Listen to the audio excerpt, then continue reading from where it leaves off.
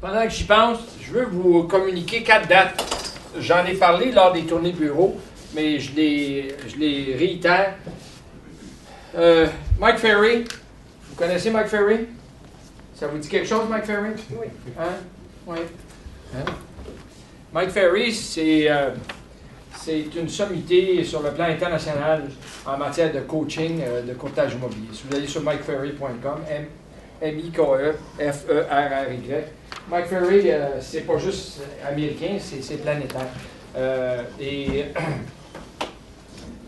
il n'est pas le seul, mais il est bien différent d'à peu près tout ce qui existe. Il est très catégorique, très arrogant, dans le sens qu'il prétend qu'il sait de quoi il parle, puis ça fait 35 ans qu'il dit la même chose, et il dit. Il est venu pour la première fois dans sa vie faire des présentations à Montréal, à Laval, l'année passée. Et on a négocié une entente avec l'organisation de Mike Ferry l'année passée. C'était à Laval, c'était au Sheraton Laval. C'était à la fin du mois d'août, au début de septembre, 4 jours de temps.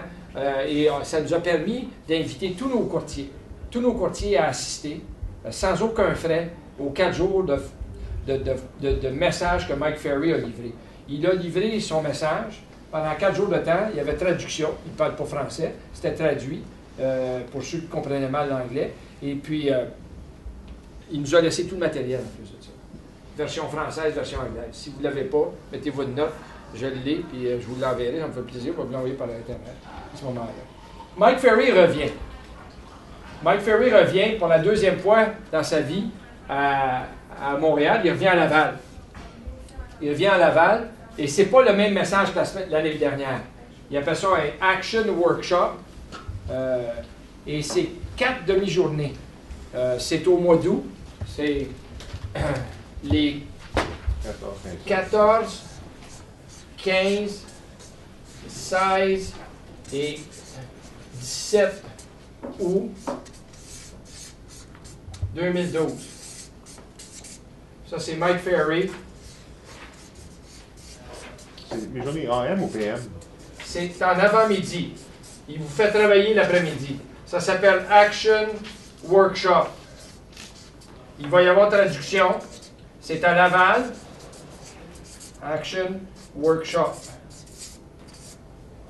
Il l'a annoncé il n'y a pas longtemps. Il y a des courtiers de chez nous qui sont allés à Toronto avec tout ce que ça peut présenter en frais pour en débourser pour l'entendre parce qu'ils ne savaient pas qu'il s'en venait. Ça se passe à Laval. On a négocié une entente avec l'organisation de Mike Ferry et à la seule différence près, c'est que ça va vous coûter 50$. 50$, pas par jour pour les 4 journées. OK? Comme tel. Vous allez être... mettez-le dans votre agenda. Faites-vous un devoir d'être là. C'est une occasion d'aller chercher. Sur son site à lui pour s'inscrire? Non. On va vous envoyer un formulaire. Vous allez tout simplement le compléter, signer. On va le recueillir. Et nous autres, on va vous facturer 50$ au mois d'août, au mois de septembre à ce moment-là.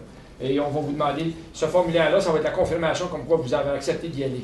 Parce qu'ils doivent réserver les salles, ils veulent être sûrs qu'ils prennent la capacité. Je ne veux pas juste dire j'ai 300 courtiers qui y vont, puis finalement, il y en a la moitié qui n'y vont pas. OK? Qui est intéressé à y aller? C'est quelle heure, ça? C'est probablement de 9h, 8h30 à midi. Mais après ça, ils vous renvoient sur le terrain pour vivre des expériences. Puis il vous ramène le lendemain, puis il vous dit, puis comment ça s'est passé? Il échange avec le groupe, tout ça. Évidemment, vous allez être nombreux, mais vous allez côtoyer du monde qui veulent s'améliorer, du monde qui, dans certains cas, débute, dans certains cas, roule depuis un certain temps. Mike Ferry, ça fait longtemps qu'il prêche comment réussir en courtage immobilier. Et je peux vous dire que les méthodes de Mike Ferry ont fait leur preuve. Mike Ferry, il dit il y a 3 façons de réussir en courtage immobilier. La première, c'est you wait for your business. Tu es de garde au bureau, puis tu attends que le téléphone sonne. Tu es de garde au kiosque, tu attends que le consommateur passe. Tu fais de la publicité, puis tu attends que le téléphone sonne. Ça, c'est ça. L'autre façon, c'est you can buy your business. Tu achètes ta business dans le sens que tu prends des pages complètes dans le Journal de Montréal ou dans le journal local, puis tu fais sonner le téléphone. Puis à un moment donné, inévitablement, tu vas dépenser assez d'argent que tu vas devenir un incontournable. Sur l'autoroute, tu vas prendre des panneaux, puis on va te voir partout, puis en bout de ligne, ça peut fonctionner, ça aussi, effectivement. Ça, c'est une stratégie où tu dépenses tellement d'argent qu'à un moment donné, tu deviens incontournable. Et là, you can wait for your business, you can buy your business. Puis quand tu dis buy your business, si tu signes un contrat de courtage à 3 quand dans le fond, tu aurais dû le signer à 6 you bought your business, tu as acheté. Et si tu signes un contrat de courtage à 400 000 quand dans le fond, la valeur marchande est 300 000 you bought your business aussi. Ils mettent ça dedans.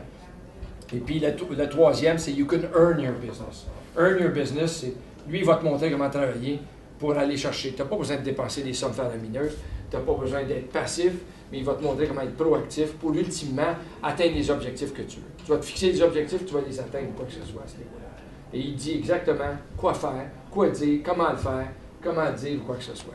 Fait que, moi, faites-vous plaisir, vous êtes ici, vous avez des objectifs, ben, je vous dis, Mike Ferry, ça devient incontournable à ce niveau-là. Ça va? On va circuler, on va vous faire circuler les formulaires, mais bloquez-le déjà dans votre agenda. Les caractéristiques, les particularités du travail du courtier immobilier, en êtes-vous conscient? Statut fiscal de travailleur autonome. En passant, hein, c'est ça. Aujourd'hui, il n'y a plus personne qui est employé. Là. Ça va-tu? Oui, Marc-André? Il n'y a plus personne qui est employé. Il y a un temps, vous étiez des employés, détenteurs d'un permis, employés, et vous étiez un employé qui travaillait, on faisait des déductions à la source, quoi que ce soit. Mais ça fait longtemps, là, je vous dirais que ça fait 20, 25 ans que le statut d'employé à toute fin pratique n'existe plus. Vous n'êtes pas des employés, vous êtes des travailleurs autonomes, vous avez un numéro de taxe, puis on vous paye comme un fournisseur à toute fin pratique. Hein? On vous paye pareil comme la personne qui vient faire des réparations chez vous à ce niveau-là. On ne paye pas au mois, on paye des conneries. Hein? Mais ça vous donne certains avantages fiscaux parce que vous êtes travailleur autonome, vous avez le droit de déduire des choses que normalement vous ne pourriez pas déduire si vous étiez un employé. Vous n'avez aucun engagement financier. Chez nous, en tout cas, la convention, le contrat, l'entente qu'on signe ensemble est résiliable en tout temps sans pénalité, sans préavis. OK? Fait que si vous vous levez un matin et vous n'êtes pas heureuse, vous pouvez partir, vous pouvez déménager ou quoi que ce soit. Vous êtes en affaires, vous êtes à votre compte, c'est votre propre entreprise. C'est clair. Mais présumons que demain matin, vous voulez vous lancer en affaires. Vous allez signer un bail ici, dans un local, vous allez l'aménager, vous allez dépenser des frais pour démarrer, engager des frais pour l'aménager le local, engager du personnel, l'inventaire, des choses comme ça. Par opposition à être courtier d'immeuble, à toute fin pratique, vous n'avez aucun engagement financier. Je vais vous dire, il y a des immigrants qui arrivent au pays et qui cherchent du boulot. Et je l'ai entendu de leur bouche. Eux autres, ils trouvent que le courtage immobilier, c'est à peu près le plus beau cadeau qu'ils peuvent pas avoir. C'est des personnes qui sont prêtes à travailler très, très fort et qui n'ont peut-être pas nécessairement de l'argent dans le compte de banque, mais eux autres, ils sont prêts à travailler, rencontrer du monde, développer, faire de la prospection, apprendre les quelques scripts qu'il faut apprendre pour être capable de savoir quoi dire aux clients quand tu l'as devant toi. Puis merci, bonjour, ça y est, puis ils réussissent. Puis il dit, c'est fantastique. Tu peux faire 100 000 150 000 200 000 d'argent. Puis tu n'as même pas besoin d'aller à l'université pour avoir un diplôme universitaire ou quoi que ce soit. C'est ça la perception qu'ils ont, puis elle correspond à la réalité. Ouais. C'est une belle... Aucun engagement financier, aucune mauvaise créance. Vous savez, c'est très, très rare que je suis obligé de prendre l'avocat pour courir après une rétribution ou une commission. De la façon que c'est bâti, la clause 7.3 du contrat de la promesse d'achat, l'acheteur, le vendeur, donne des instructions irrévocables au notaire instrumental à retenir la rétribution, à même le produit de la vente et de le payer en conformité avec le contrat de courtage qu'il y a. Fait que nous autres, le notaire nous paye. Le notaire nous paye. On reçoit le chèque du notaire, c'est fait, c'est payé, c'est ça. Vous n'êtes pas obligé de courir après votre paye. Elle est là. C'est très rare, très, très rare que vous êtes obligé de faire ça. Fait que des mauvaises créances, vous n'avez pas. Aucun inventaire à supporter. C'est-à-dire, les maisons, c'est pas vous qui payez l'hypothèque, l'éclairage, le chauffage, le déneigement, l'entretien de la propriété. Hein? Vous avez de l'inventaire, mais ce n'est pas un inventaire que vous avez à payer ou à supporter. C'est pas comme un concessionnaire automobile qui a tous ces autos-là dans son stationnement, il est obligé de les payer, quoi que ce soit. C'est pas ça. Dans votre cas, vous n'avez pas d'inventaire à supporter. Aucun employé, à moins que vous deveniez un courtier qui réussit très, très bien. Là, vous allez peut-être avoir une adjointe ou un adjoint. Vous allez peut-être avoir des frais administratifs, des frais... Mais Vous êtes à votre compte, c'est votre propre entreprise, vous n'avez pas d'employés. Et quand on sait que des employés, ça peut finalement présenter certaines difficultés de gestion. Mais vous n'avez pas ça. Hein? Aucun patron. Moi, je ne suis pas votre boss en passant. Hein? On est des personnes ressources qui sont là pour vous aider, mais ce n'est pas moi votre patron, c'est vous votre patron, parce que vous êtes en affaires. Puis le plus rapidement vous allez comprendre que vous êtes en affaires, le plus rapidement ça va vous aider à réussir. Hein? Puis il y a des courtiers qui ne comprennent pas, là, qui sont en affaires et qui doivent travailler sur leur entreprise, s'assurer que l'entreprise fonctionne, prospère et poser les gestes qui sont nécessaires. Le boss, c'est vous. Vous êtes le patron. Aucun âge minimum ou maximum. Hein? C'est un fait. J'ai des tout jeunes qui commencent, puis qui ont les yeux pétillants, puis qui ont de l'énergie, puis... hein, Sébastien? Hein? C'est ça.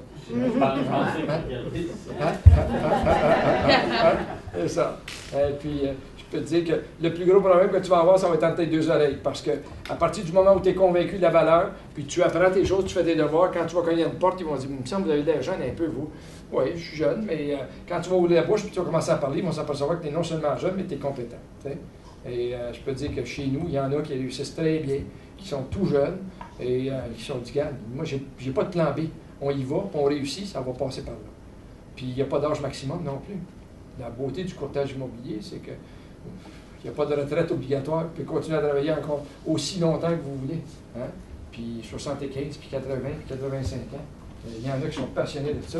Ils font pas de l'argent, ils le font parce qu'ils ont des clients qui sont dans le besoin, puis ils veulent les aider, puis ils font peut-être pas de la prospection activement tous les jours à ce niveau-là.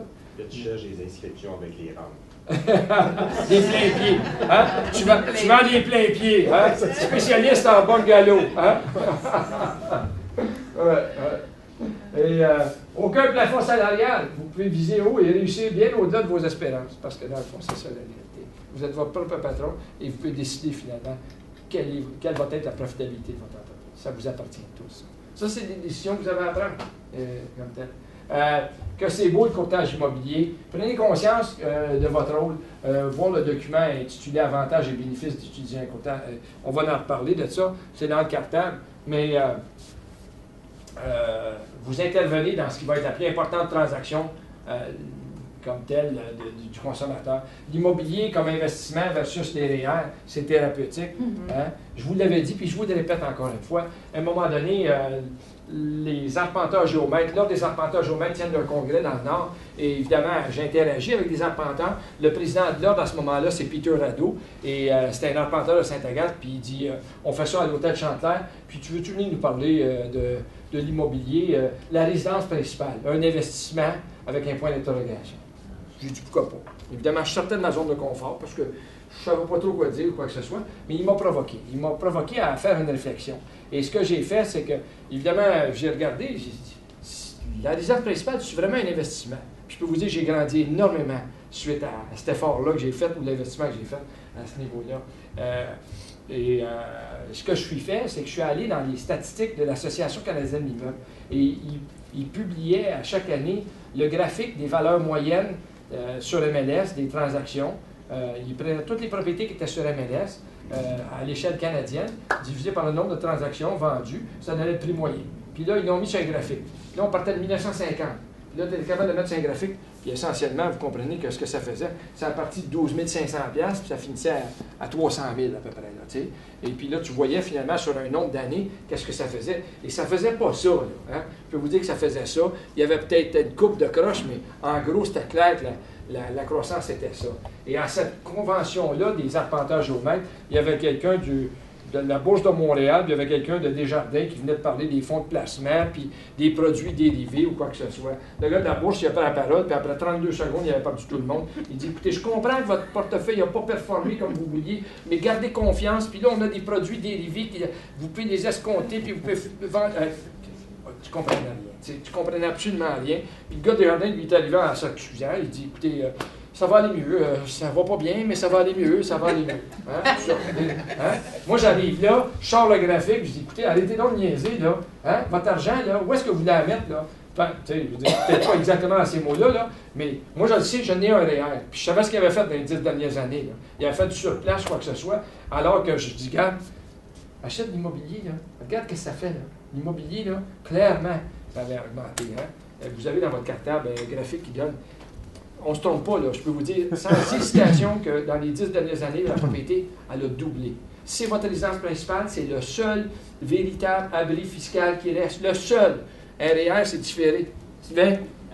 Hier, j'ai travaillé avec un de mes amis qui est un whiz de la bourse pour rééquilibrer mes placements. Puis, il m'a aligné métaux, immobilier, puis un peu énergie. Ouais. That's all. Les presque petites, même Power Corporation, les blue chips, à existent 21, là, hein? ils dynamitent presque rien, c'est vraiment métaux immobiliers. Mais immobilier, des sont, titres boursiers immobiliers ou ils sortent ton argent dans sa tête, oui, mais même les métaux, il y a des titres de métaux puis du vrai métal, là, or, argent, qu'on est propriétaire pour vrai, mais c'est vraiment immobilier métaux qui était, je pense qu'il voulait aller comme à un bon pourcentage dans ces deux-là. Je vous le dis, là, l'immobilier, si ça crache en Europe, si le marché de la bourse va mal, c'est métaux immobiliers qui vont craquer. Fait que, si vous avez des REER, là, c'est quoi ça? 3 millions. 5 millions en métaux, puis 5 millions. C'est ça. Hein? Vous avez tout compris. J'emprunte chez Immeuble Léger, puis je place ça. Mais cette année-là, quand j'ai monté ça, puis j'ai fait cette présentation-là, j'avais les statistiques MLS et j'étais allé à Westmount. Et Westmount, dans les 12 derniers mois, l'année précédente, j'avais pris la valeur moyenne. À Westmount, c'était 500 000 la valeur moyenne de transaction à Westmount. Et 12 mois plus tard, c'était 125 000. OK? 125 000 sur 500 000, c'est quoi? C'est 25 d'augmentation. Et donc, si tu avais acheté à Westmount, 12 mois auparavant, ta propriété, de façon tout à fait passive, avait augmenté de 25 Et si tu avais acheté la valeur moyenne de Westmount, c'est 500 000, bien, tu étais assis sur quelque chose qui valait 625 000, libre d'impôt. On s'entend, là? OK? Libre d'impôt. OK?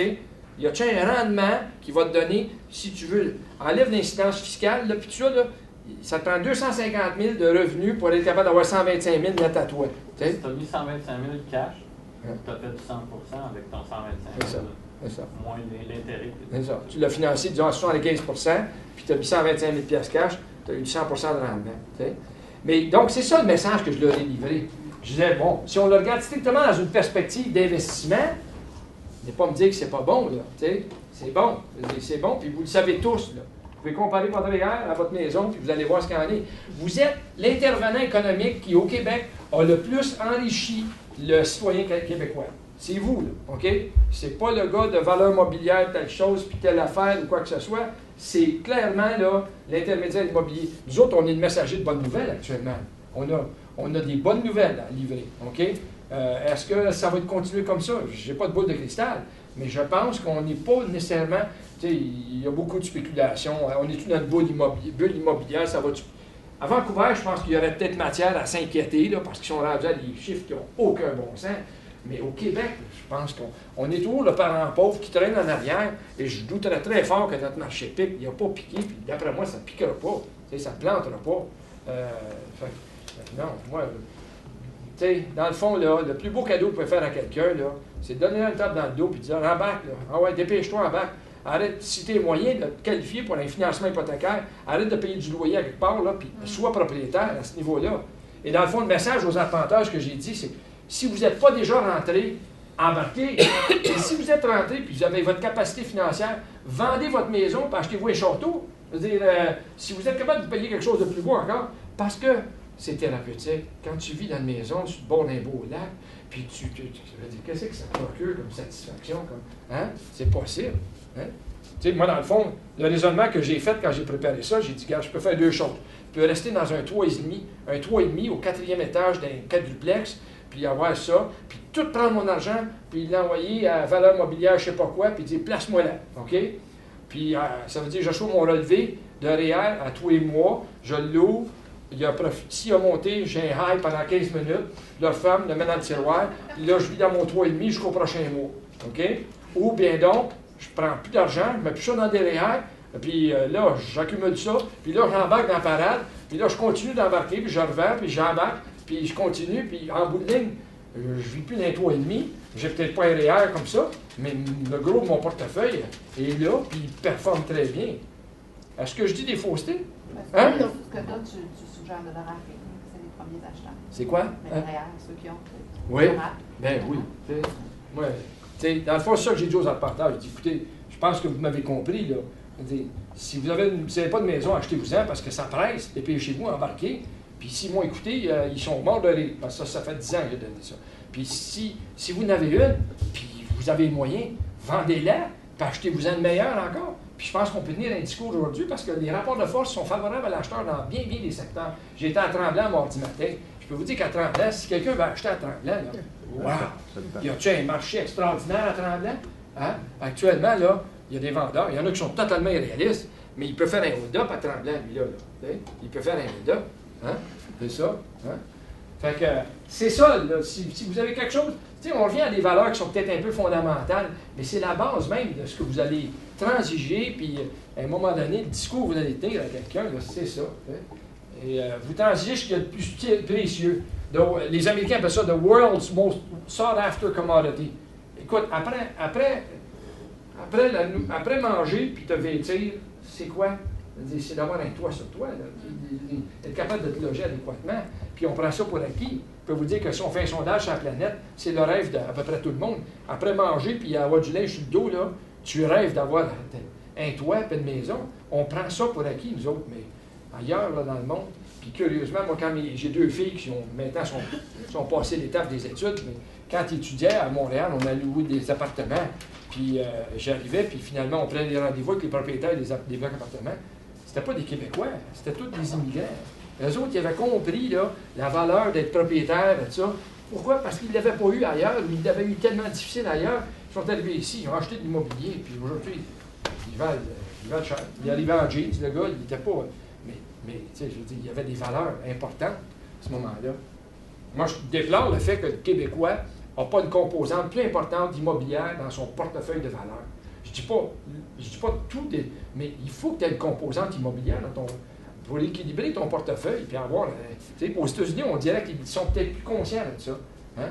Vous êtes l'intervenant économique qui a le plus contribué à enrichir les Québécois. Ça, je vous l'ai dit, je le répète, vous êtes l'intervenant économique qui a le plus contribué à enrichir les Québécois. Facile.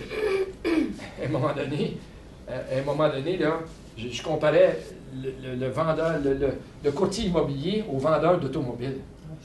Hein? Hein? Demain matin, vous êtes des vendeurs de Hummer. Hummer, OK? Là, ça n'existe plus, là, ou je pense que ça n'existe plus. Hein? Mais moi, le vendeur de Hummer, je vous donne, vous voulez l'avoir, ce gars-là, ou cette fille-là, je n'en reviens pas.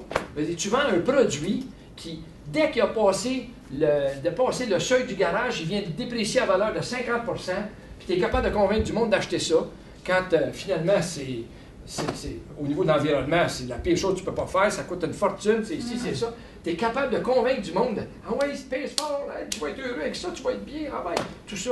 Nous autres, ce qu'on vend, là, la seule chose que ça peut faire, c'est augmenter en valeur, et c'est apprécié en valeur, tu te sens bien, tu as un bon feeling, quoi que ce soit. Prenez conscience. C'est facile de vendre l'immobilier. C'est facile à partir du moment où tu le mets dans son contexte, tu le regardes, puis tout ça. Hein?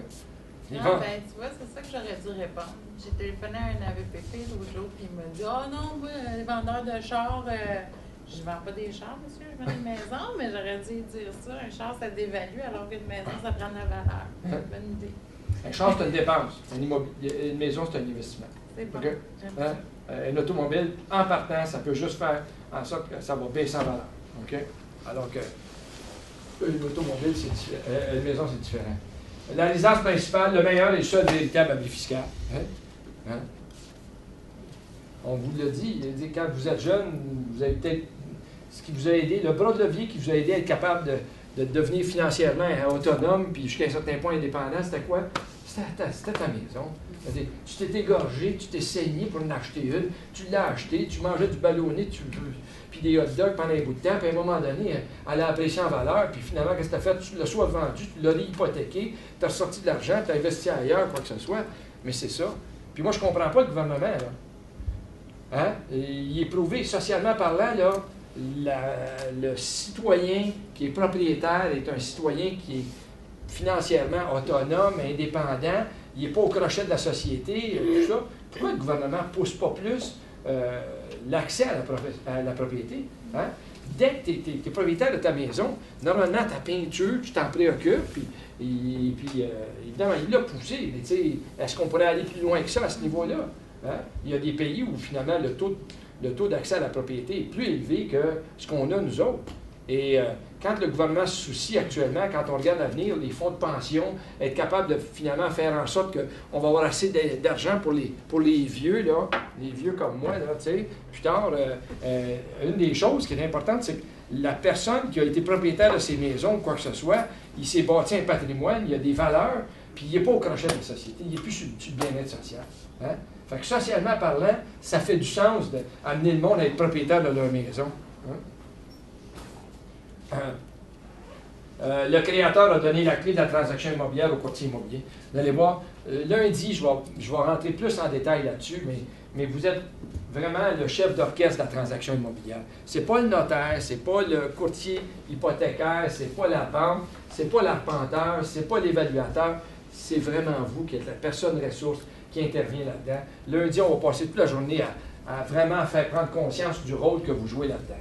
Vous êtes le chef d'orchestre de la transaction, un important agent économique. Les prérequis essentiels pour réussir, présentation, explication, toute nouvelle stratégie qui vous permettra d'atteindre vos objectifs. Regardez bien, je vais juste vous donner un aperçu de ce que ça a l'air. On va le faire sur une base individuelle en coaching, quand on va s'asseoir avec vous autres individuellement, mais on a, dans le cadre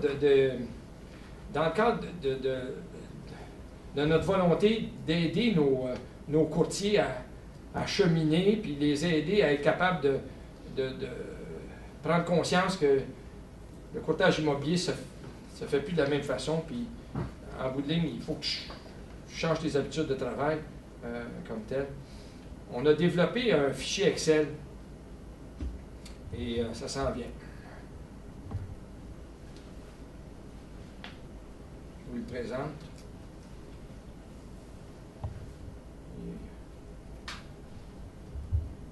On appelle ça un plan d'affaires stratégique.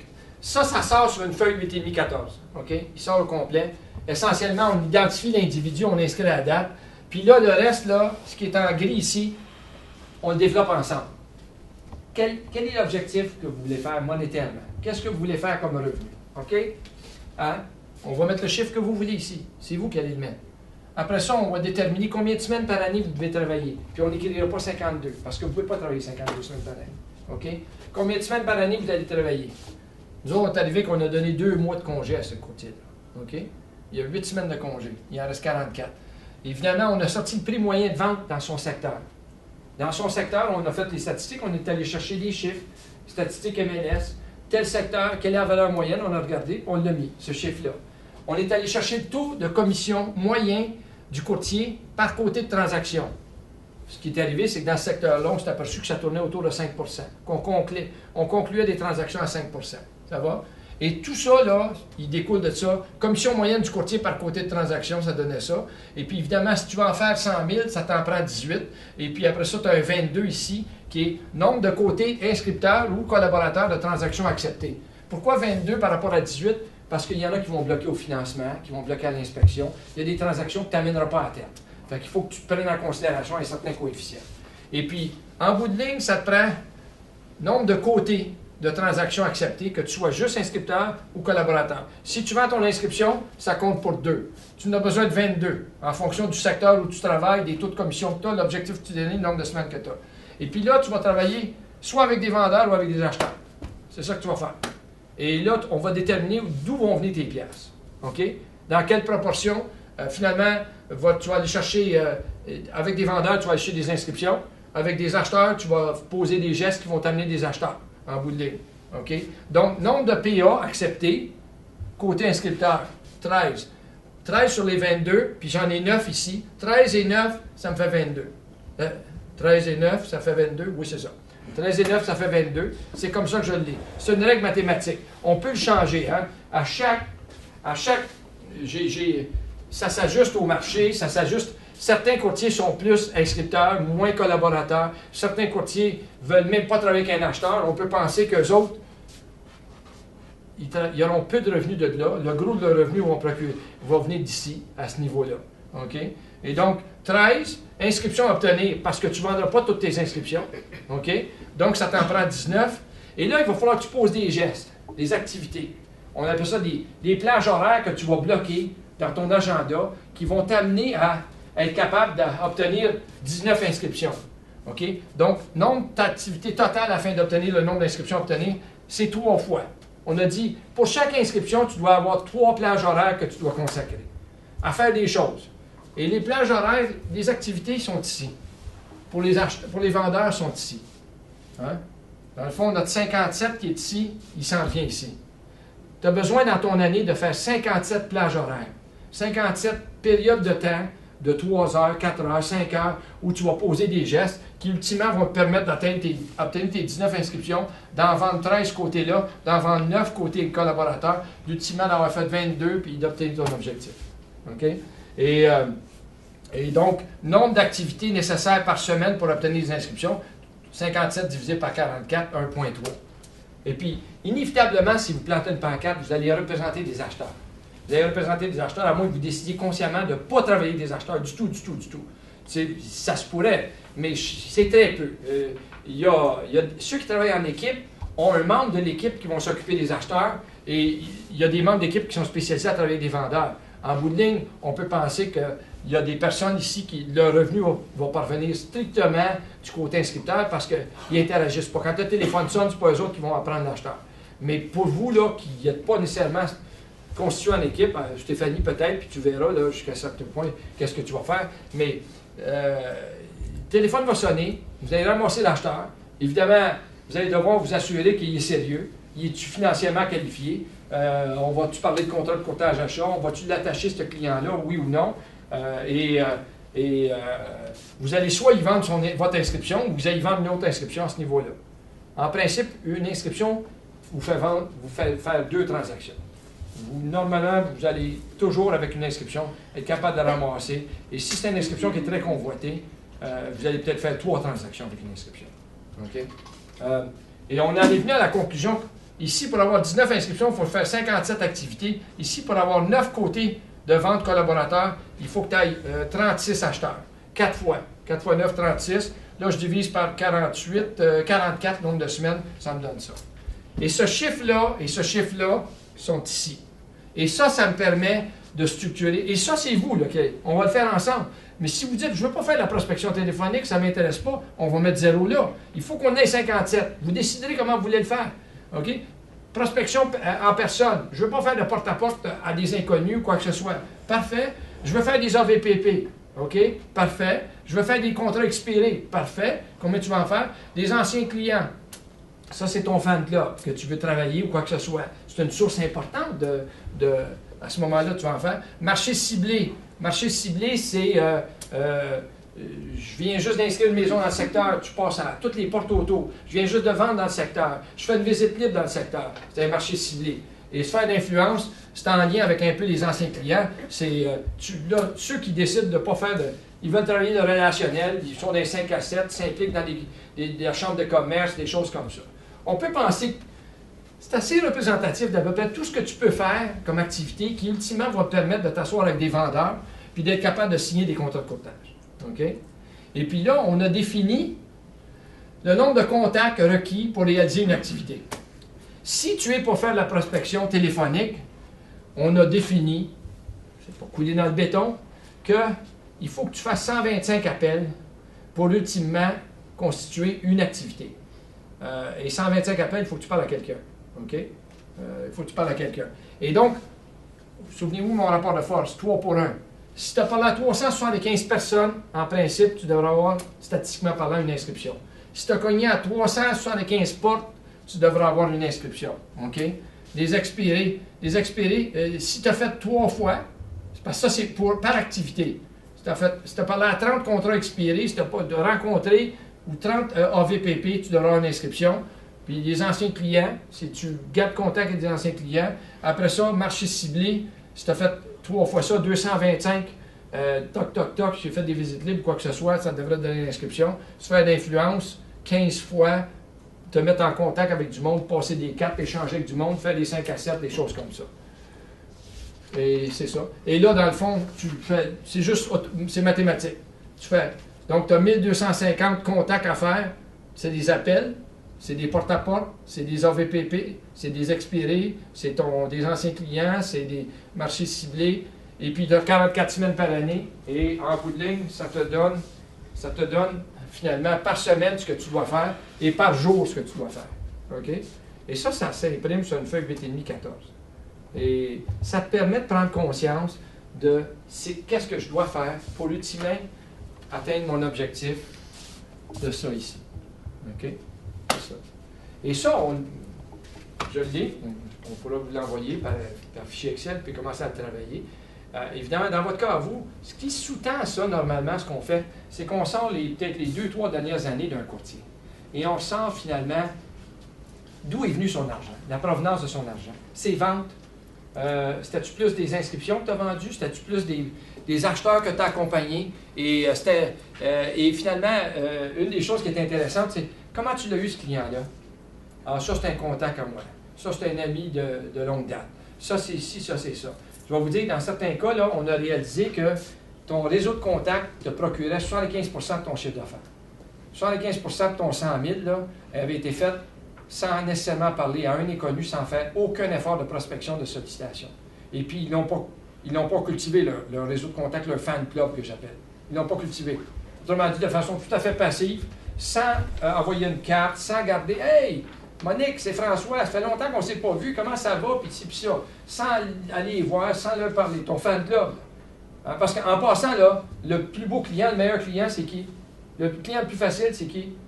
L'ancien client. C'est l'ancien client. C'est clair que c'est l'ancien client. En principe, tu l'as bien servi. Lui, là, il est converti à ta religion, il t'aime, il garde contact. Quand on sort de chez le notaire, là, faites juste entretenir cette relation-là. Ça, c'est un client là, qui, dans le fond, là, il ne faut juste pas qu'il oublie ton nom.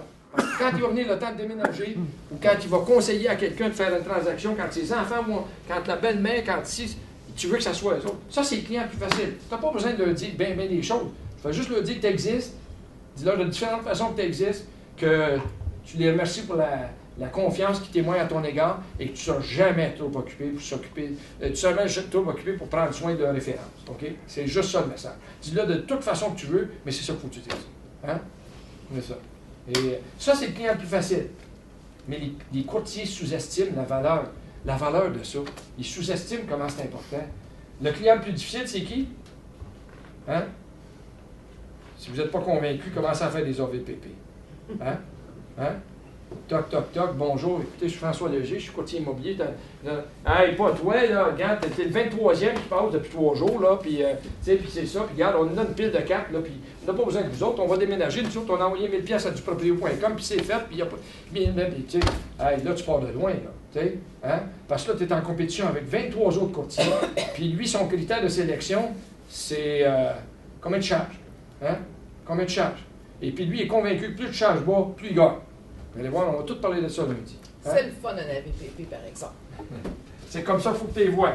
Hein? Pourquoi tu trouves ça le fun? Pourquoi je trouve ça le fun? Mais c'est un challenge. Oui. C'est comme, je pense que je suis quelqu'un d'agressif, peut-être pas physiquement, mais je trouve ça le fun. J'aime ça voir jusqu'où je peux les amener là, avant qu'ils viennent rouges. Là. Hein? Puis hier, on s'est fait mettre dehors à 2h15 de l'après-midi. Puis à 6h, on signait avec un autre agent. Puis c'était vraiment je comprends. Tu t'es fait alors, c'était pas le même client qui t'a mis dehors? Toujours le même client. Qu'est-ce que t'as fait? T'as rentré par la porte d'en arrière? Ben non, on a continué à jaser dehors avec. Puis j'avais oublié quelque chose en dedans. Puis on est rentré. Puis on s'est rassis. Puis vraiment, là, T'as aimé ça? Ah ouais. J'allais vraiment amener à la coche, là. Ben, il va vous dire, si vous êtes capable de réussir avec des AVPP, c'est les pires, ça. C'est ce qu'il y a de plus dur. Quelqu'un qui ne te connaît pas, tu cognes à la porte, puis tu es capable de sortir là avec un contrat, là, c'est ça. Mais j'espère que dans la semaine qui va suivre, je vais vous avoir convaincu que votre offre de service, elle est extraordinaire. Elle est vraiment votre extraordinaire. Mais à partir du moment où tu es convaincu que ton offre de service est extraordinaire, puis qu'il ne peut pas se tromper en te prenant à toi, je dis qu'il n'y a pas de raison pourquoi on ne signerait pas. Mais lui, il n'est pas convaincu. Les AVPP, ce que j'aime de ça, c'est parce que disons, les courtiers ont tellement peur des AVPP qu'ils ne vont pas. Ça donne ça change les champs libres. C'est intéressant, hein? Et ce que Marcel vient de dire, c'est ce qu'il aime des AVPP, c'est que les courtiers ont tellement peur des AVPP qu'ils n'y vont pas. Et je me souviens d'une anecdote, je ne sais pas si c'est vrai ou pas, il y a un dirigeant d'agence immobilière à une réunion, à un moment donné, il a mis à défi tous ses courtiers. Il a pris un billet de 100 $, il l'a mis sur le babillard, là, puis il a attaché une vente d'un propriétaire, là, puis il dit, garde, il dit 100 $, le premier qui le signe. Alors, puis à un moment donné, il y a eu des remords. Après 3-4 jours, il y a eu des remords. Il est allé sonner à la porte de l'OVPP. Il dit, écoutez, vous ne me connaissez pas, je suis François Léger, je suis dirigeant de l'agence immobilière, je veux m'excuser. Oh, il avait donné une adresse, il avait donné une adresse, il a mis 100 $, puis il dit, go, tu sais. Et puis, je veux m'excuser. Il dit, écoutez, j'ai fait quelque chose en réunion que je n'aurais pas dû faire. Vous avez sûrement été harcelé. C'était quoi vous parlez? La personne qui est allée. Ça confirme ce que tu me dis. Hein? La perception du monde, c'est que, c'est l'enfer, c'est ça. Je vais vous dire, ils sont... Moi, là, j'ai, dans les 37 années, là, j'ai pas été à l'urgence des hôpitaux chercher un de mes courtiers qui avait des points de suture, jambes cassées, quoi que ce soit. J'ai pas eu de problème de ce côté-là. J'ai pas eu de cas d'agression, quoi. Essayez-là, vous allez voir, ils sont bien plus fun que vous pensez. Hein? Ils sont bien plus fun que vous pensez. C'est tellement vrai que j'étais dans un cours, là, puis les courtiers, les vieux, là, je ne sais pas, disons, des jeunes comme moi avec un mois d'expérience, qui avaient la chienne d'appeler des OVPP. Puis pas à peu près, là. Oui. Pas à peu près. Oui. Mais un coup d'écoute à ça, par exemple, c'est comme une drogue. En fait, là, disons, tu dis, mais là, comment bien dire, en fait, c'est enivrant. Oui. Et puis, c'est surprenant le monde. Puis, Proprio.com, c'est encore les j'aime ces gars-là. Parce qu'en fait, là, il y en a peut-être un tiers là-dedans que c'est des purs et durs. Ça, là, ça se peut pas faire grand-chose avec eux autres. Mais il y en a un autre tiers là, qui se situe peut-être entre 30 et 60 jours, qui sont avec Proprio.com, qui n'ont pas encore vendu. Là. Puis là, ils sont prêts à signer avec un agent. Puis il y a un autre tiers, là, peut-être les autres sont écœurés. Ouais. Ils sont prêts à signer. Ouais. C'est pour ça qu'il faut... c'est intéressant, là, les APP. Ils sont motivés, parce qu'ils ont dépensé 1000 $. Oui. Hein? C'est pas comme s'ils disent on s'en va à la pêche, on déménage. Non, eux autres, là, ils ont des projets. Il y a quelque chose qui se passe dans leur vie qui fait que c'est ça. Ils veulent vendre. Hein? Ils veulent vendre, absolument. La décision est prise. Hein? Et vous allez confronter à du monde qui sont motivés, comme tel. Mais c'est ça. Et dans le fond, ça c'est un outil. On ne travaillera pas en équipe, on va travailler sur une base individuelle. Mais c'est un outil qui peut être utile pour vous autres, qui peut vous aider à prendre conscience de qu'est-ce que tu dois faire en respect de tes forces et tes faiblesses, en respect de ce que tu as le goût de travailler ou pas. Mais si en bout de ligne, on met un chiffre que tu veux atteindre, bien, il va falloir qu'il se passe quelque chose. Puis tu sais, comme Marcel dit, là, tu y prends goût, comme Nathalie dit aussi, tu y prends goût à ça. L'autre beau secret que je veux vous dire, là, c'est que la majorité des courtiers ont peur, ne savent pas comment le faire, ils ne le feront pas. Fait que non seulement il y en a qui vont sortir de la profession, mais il y en a qui vont rester, mais qui vont être paralysés, puis qui vont miser sur d'autres stratégies, d'autres techniques, d'autres choses. Pendant ce temps-là, prenez le temps de développer votre capacité de savoir quoi dire aux clients quand vous allez les rencontrer et vous amuser. On a une offre de service extraordinaire. Il faut juste être capable de la vulgariser et en être convaincu. OK? Ça, c'est... Ils sont là. Puis, ils ont besoin de vous. Ils ne sont pas capables de réaliser leur projet. À partir du moment où ils sont convaincus, où il faut l'urgence de déménager est là, ils ne sont pas capables de le faire, ils ont besoin de vous autres. Donc, lâchez-les pas, parce que vous allez aller récolter. Donc, c'est ça. Et pour les acheteurs, évidemment, il y a des activités aussi, hein? Des pancartes à vendre. Si tu vends une pancarte, ça va t'amener des acheteurs. Des visites libres, c'est une façon d'aller chez des acheteurs. Le sphère d'influence, c'est tes contacts que tu as, tu vas ramasser des acheteurs. Des vendeurs que tu as vendu leur maison vont devenir possiblement des acheteurs aussi. Hein? Vous vendez, qu'est-ce que vous faites? Ça, c'est 2 transactions. Je vends et on rachète. OK? Et puis finalement, Internet, pub papier, des choses comme ça pour attirer des clients, c'est une façon. Et donc, encore une fois, nombre d'activités annuelles requises et nombre de semaines, puis là, on arrive à définir qu'est-ce que tu dois faire. Mais je vais vous dire, je ne mise pas trop là-dessus. Moi, je vais vous dire, je veux vous amener à vous conditionner à l'idée que votre succès en courtage immobilier va être directement relié à votre capacité de signer des contrats de courtage et de planter les banques. Il faut que vous existiez dans le marché, il faut qu'on puisse vous voir aujourd'hui. Puis vous savez, les statistiques le prouvent. Aujourd'hui, là, le consommateur, tous les sondages qui ont été faits, le consommateur, quand il veut acheter une maison, on va parler des acheteurs. Première chose qu'il fait, c'est quoi? Internet. Internet. Il allume l'ordinateur. Il allume l'ordinateur. C'est pas vrai que parce que tu mets un panneau réclame sur le bord de l'autoroute que tu vas. Je veux dire, ça peut indirectement. Mais je vais vous dire, si tu mets un panneau sur l'autoroute et on ne trouve pas, 90% des clients, 9 sur 10, les acheteurs, quand ils disent on veut déménager, ils ne disent pas appelle le gars ou la compagnie dont j'ai vu la publicité, ça à vendre au Centre Bell ou quoi que ce soit. C'est plus ça. C'était ça à un moment donné, mais c'est plus ça. Internet est venu bousculer tout ça. Et aujourd'hui, la première chose qui se passe, c'est qu'il faut qu'on te trouve sur Internet. Il faut qu'on te trouve sur Internet. Il faut que tu sois là.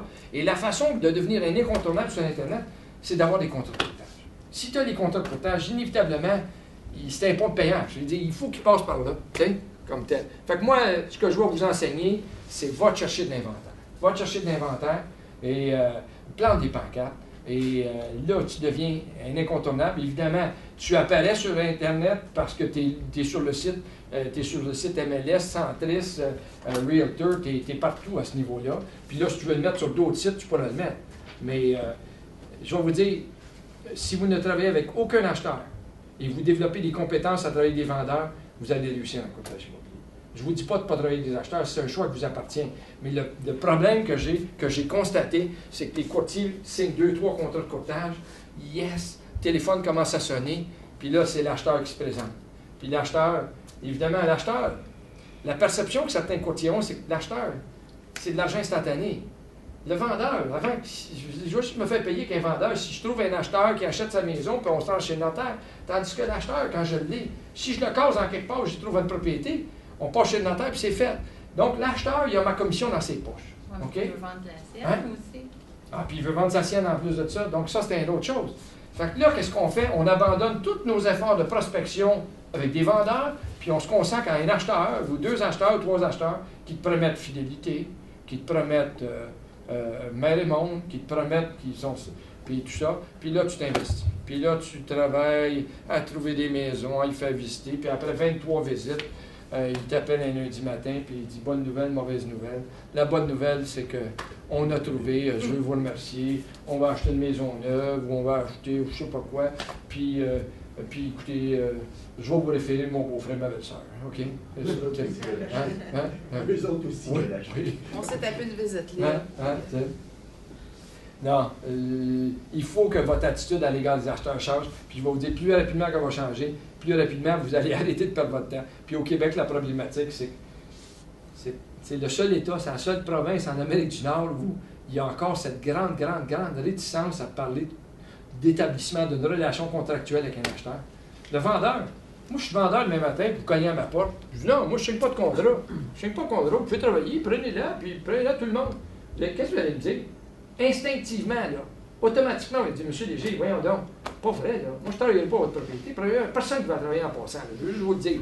Si on a un client sérieux, nous autres, on va travailler avec le monde qui nous font confiance, qui établissent une relation contractuelle avec nous autres, puis c'est ça. Nous autres, puis votre maison, elle sort dans aucune vitrine, on ne la voit pas, personne ne la connaît. Vous pensez qu'en parlant comme ça à tout le monde, vous venez de donner une visibilité à votre propriété? Non, ça ne marchera pas. Monsieur Léger, si vous ne voulez pas moi, là, prenez-vous un autre courtier, mais de grâce, signez un contrat, mettez-les dans la vitrine MLS, c'est la meilleure vitrine de la planète, puis là, vous allez avoir d'action ou quoi que ce soit. Faites ça.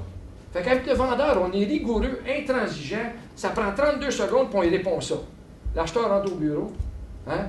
Hey, écoute, sors-moi ça, puis viens me chercher chez nous, puis je suis disponible entre 2h et 4h samedi, viens me promener ça, puis montre-moi ça, puis regarde, non, t'as fait un bel effort, mais tous-en d'autres, puis je te promets, je suis fidèle avec toi, puis tout ça, puis première chose, tu sais, il travaille avec la Capitale, il travaille avec les banques, il travaille avec... ça n'a aucun sens. Puis financièrement, après avoir fait visiter 23 maisons, il en trouve une. De peine et de misère, les négociations, je vous ai dit tout à l'heure, le client saigne, tu as du sang sur ta chemise quasiment, puis là, il ne passe pas au financement. Hein? Tu veux mourir. Tu dis, plus jamais je vais vivre une expérience de même. Hein? Ça ne fait pas de sens qu'on est rigoureux avec nos vendeurs, puis on tient un discours qui dit c'est ça, alors qu'avec l'acheteur, on est très guideux. Au Québec, là, je regrette, c'est ça le problème. Mais je vais vous dire, la plupart d'entre vous, les nouveaux, les autres, là, ils disent, non, moi, je donne la formation contre le courtage d'achat, puis je vais vous dire, la pire chose que l'acheteur peut faire, c'est d'appeler le courtier dont le nom apparaît sur la pancarte. Il ne comprend pas. Il ne comprend pas, cet acheteur-là, que là, il se jette dans la gueule du loup, là. Là, il vient d'engager l'avocat qui a comme mission de le planter. Parce que le courtier inscripteur, son rôle, c'est quoi? C'est de maximiser le prix de vente du vendeur. C'est de faire la défense de la promotion. C'est pas discrétionnaire, là. Ce que je vous dis là, Si vous signez un contrat de courtage avec un vendeur, vous êtes légalement obligé de faire la défense de la promotion des intérêts du vendeur. Vous avez une obligation de loyauté avec votre vendeur. Ça veut dire que l'acheteur qui se présente à toi, là, je regrette, là, on va le dire de façon crue, là, ta job, c'est de vider les poches de l'acheteur pour remplir les poches de ton vendeur. OK? C'est ça la réalité. La réalité juridique, c'est ça. Et l'acheteur qui décide que lui a le goût de travailler avec la personne parce qu'il va peut-être baisser sa commission, bien, c'est ça qui se passe là. Mais je veux dire, ailleurs en Amérique du Nord, les courtiers prennent le temps d'asseoir l'acheteur et disent écoute, là, juste que tu comprennes, là, dans une transaction, là, si tu ne choisis pas un courtier, tu n'es pas représenté. Tu n'es pas représenté. Représentaté, oui. Et tu n'es pas représenté. Et pire que ça, c'est que tu as décidé de te lancer dans un procès de pas de 25 000 un procès de 300 000 puis 400 000. Tu as décidé de te lancer dans un procès sans avoir un avocat à côté de toi. Mais pire que ça, tu as décidé de prendre l'avocat de l'autre partie. Tu te sens bien avec l'avocat. Tu te dis, ah, il est cool, il est cool, il est fun, il est poli, c'est ça. Fait que, regarde, moi, je me lance dans un procès de 300 000, les enjeux économiques sont énormes, hein, et j'ai décidé de prendre l'avocat de l'autre partie pour me représenter dans ce qui va être la plus importante transaction de ma vie. Je ne vous dis pas de fausseté, là. OK? Je vous dis exactement ça. Fait que si le courtier immobilier, inscripteur, expliquait au client acheteur qui se présente à lui, dit, écoutez, ça va me faire plaisir. Parce que déontologiquement, on vous l'a peut-être dit dans votre cours, je ne sais pas si on vous l'a dit, mais vous avez une obligation d'expliquer qu'est-ce que vous allez faire au client et quel rôle vous allez jouer. Mais on s'entend, là. Si je prends le temps de faire ça, écoutez, Mme l'acheteuse, je veux juste vous dire, on me fait plaisir de vous accueillir, mais vous n'êtes pas mon client principal. Je vais vous traiter là comme un client, poliment. Je vais être équitable avec vous, quoi que ce soit, mais mon client, c'est le vendeur. Ça, j'ai noyé le poisson un peu. Si tu as une formation d'avocate, tu vas me dire, attends un peu, là, qu'est-ce que tu me dis, là? Je veux juste comprendre. Mais si tu n'as pas une formation d'avocate, j'ai peut-être un peu, il est le fun, il est cool, tu sais. Mais si je te le dis autrement, là, écoutez, Mme l'acheteur, je veux que vous compreniez. Vous n'êtes pas mon client. Mon client principal, c'est lui, j'ai un contrat avec lui, puis j'ai des obligations qui découlent de la signature de ce contrat-là. Et moi, là, ma job, là, c'est qu'il faut vous planter sur la place publique, là. Il faut que je vide vos poches parce qu'il faut que je remplisse les poches du client. C'est ça. Là, donnez-moi quelqu'un qui est sain d'esprit au Québec, qui va continuer de vouloir faire cette relation d'affaires-là. Sylvain? Oui, pourquoi vous appelez ça un procès alors que c'est une vente de maison? Deuxièmement, si l'agent instructeur a bien fait son travail, il n'y en aura pas de procès non plus. Oui. Au pire, il y a quelqu'un qui va se faire planter de 20 000 ouais. 20 000? Ben, c'est ma commission, c'est 20 000. Mais regarde, Sylvain, la prémisse de ça, puis c'est intéressant ce que tu amènes là, parce que, est-ce que vous pensez que dans une transaction immobilière comme courtier, vous êtes capable de faire une différence? Oui. Oui, hein? Ben oui, parce que je pense que vous n'êtes pas juste un rédacteur de contrat. Comment est-ce que tu veux payer? Ouais, OK, tu veux payer 280, OK, parfait. Tu veux une poteur? Parfait, OK. Là, je m'en vais présenter. Écoutez, M. Sylvain Lebrun veut vous payer 280. Qu'est-ce que vous pensez? Non, ça ne fait pas. Parce qu'il y a des États aux États-Unis qui ont décidé que tu sais juste un transaction agent. Autrement dit, tu rédiges. Tu fais juste rédiger et tu n'as pas de rôle.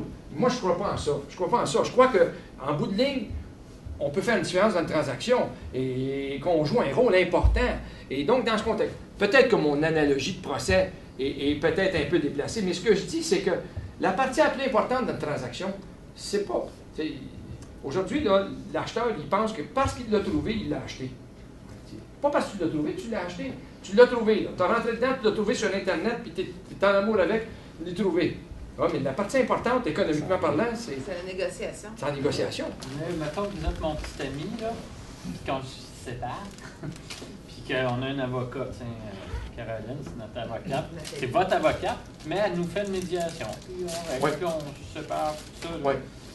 Elle peut-être votre avocate, mais elle a réussi une médiation qui nous rend tous les deux satisfaits. En négociation de maison, on le sait que le client avec qui on a signé, il est pressé d'acheter. Il faut qu'il déménage pour le 8 août. Il est prêt à aller jusqu'à 232 000. Puis on a des informations qui fait qu'on ne peut pas être juste prix équitable. S'il arrive un acheteur, on a trop d'informations. On ne peut pas représenter. Je vais vous dire, c'est très intéressant ce qu'on fait là, parce que ça, là, c'est le fondement même de votre rôle. Puis, il ne se fait pas cette discussion-là, cet échange. On va le faire pendant la semaine qui va suivre, elle va se faire cet échange-là. Il y a des États comme en Californie, ils ont décidé que la représentation des deux parties, ça peut se faire légalement. En autant que tu donnes l'heure juste à l'autre partie, l'acheteur, tu lui dis, garde bien là. Je veux juste te dire. Puis ils ont. Tu es un client, il y a le client and customer. Aux États-Unis, ils font une distinction entre ça. Là. Puis il dit, my client, c'est le vendeur. I'll treat you like a customer. I'll être poli, gentil ou quoi que ce soit. Et ils exigent légalement que tu fasses signer un document qui essentiellement dit ce que je viens de vous dire. Peut-être pas dans des mots aussi directs. Et c'est une grosse problématique parce que les courtiers, quand ils prennent ce document-là, si le client sait lire, il comprend qu'il fait affaire avec quelqu'un qui n'a pas des intérêts, qui a des obligations légales à l'égard d'une autre personne. OK? Et parce qu'ils disent, plusieurs États, la plupart des États permettent la représentation, ils appellent ça dual agency. OK? Dual agency, c'est que tu représentes le vendeur et tu as le droit d'accueillir l'acheteur, tu as le droit de le représenter. En outre, ils disent disclose dual agency. Autrement dit, tu dis à l'acheteur, écoutez, M. Lebrun, il n'y a aucun problème, vous voulez visiter la propriété, vous traiter équitablement, venez-vous-en, vous faire visiter la propriété, puis si vous êtes orphelin, vous prendre, vous représenter ou quoi que ce soit. Mais je veux juste que vous compreniez, vous n'êtes pas mon client principal. Ce qui est grave aux États-Unis, c'est undisclosed dual agency. Si je ne prends pas le temps de t'expliquer à toi, qui est un consommateur un peu innocent, qui ne comprend pas nécessairement tous les enjeux, si je dis, puis je te laisse croire qu'en bout de ligne, c'est moi qui vais te le présenter, puis je suis quasiment ton avocat ou quoi que ce soit, c'est là qu'ils disent, ça c'est un felony. Aux États-Unis, là, on peut dire, il y a eu des procès, il y a des avocats qui ont rentré là-dedans, puis ont dit, regarde, ça ne marche pas, ça ne tient pas en route. Il y a des États qui t'empêchent, qui te défendent légalement de représenter l'acheteur et le vendeur. Autrement dit, si tu fais une visite libre, c'est pas toi qui es à la visite libre, c'est quelqu'un d'autre parce que tu ne peux pas, si tu es inscripteur, représenter le vendeur. Parce qu'eux autres, ils croient vraiment en le fait que, à partir du moment où tu signes un contrat, ils découlent des obligations qui sont incompatibles avec le fait de représenter l'autre partie. Et donc, la prémisse, certains États ont dit, on va neutraliser tout ça, tu n'auras pas besoin de... Tu vas juste un messager, dans le fond. Prends, va apporter, porte-la, ou quoi que ce soit. Juste pour alimenter ce débat-là,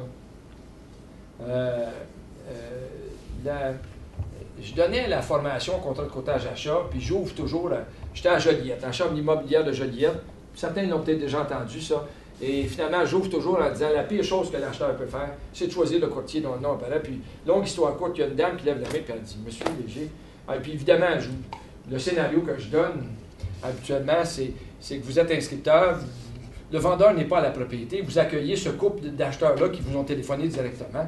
Et madame est très volubile, très expressive.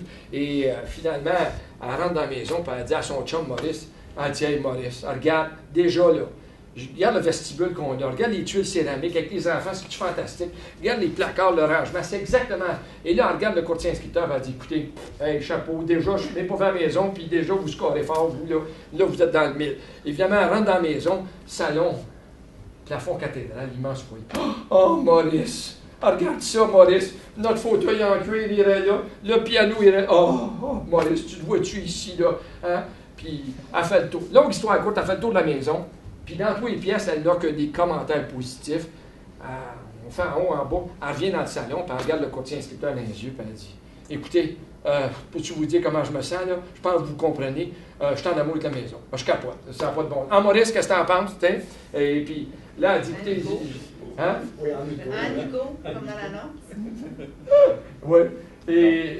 Et là, finalement, elle dit, écoutez, je peux-tu vous dire quelque chose d'autre? On était un peu pressés. On a vendu notre maison pour chez le notaire dans 3 semaines. Dans 3 semaines, une journée, on est sur le trottoir.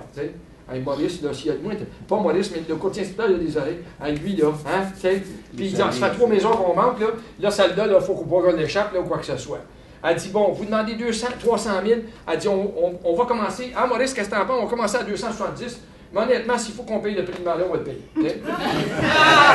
Vous allez me dire que ça manque de réalisme un peu, là? Oui, je suis d'accord. OK? Hein? Et finalement, je fais ça, ce scénario-là, à la présentation que je fais. Puis, évidemment, la dame, elle lève la main et elle dit, « Monsieur Léger, elle dit, je veux juste que vous compreniez, vous ne me connaissez pas. Moi, je suis un gros courtier inscripteur dans Joliette, puis il m'arrive très, très fréquemment de représenter les deux parties d'une transaction. » Et elle dit, « Monsieur Léger, elle dit, moi, là, on va chez le notaire, les deux parties m'embrassent, tout le monde est heureux, puis j'ai fait ma job, puis tout ça. » Elle dit, « Peux-tu vous expliquer? » C'est ce bout-là qui est intéressant. Elle dit, « Peux-tu vous expliquer comment moi, je vois mon rôle dans la transaction? » Elle dit, « Moi, mon rôle, Monsieur Léger, c'est de trouver la zone de confort entre l'acheteur et le vendeur. Hein?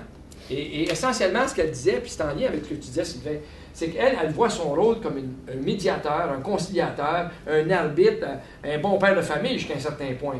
Et ma réplique à ça, lorsqu'elle me l'a donné, ça, je dis, écoutez, madame, moi, je ne vous connais pas, puis je ne peux pas vous juger, puis je vous entends très bien, puis je respecte tout ce que vous dites, mais je peux-tu vous dire que moi, si je suis propriétaire d'une maison à Joliette, hein, puis je veux la vendre, moi, là, la zone de confort de l'acheteur, j'en ai rien à foutre, là. Hein?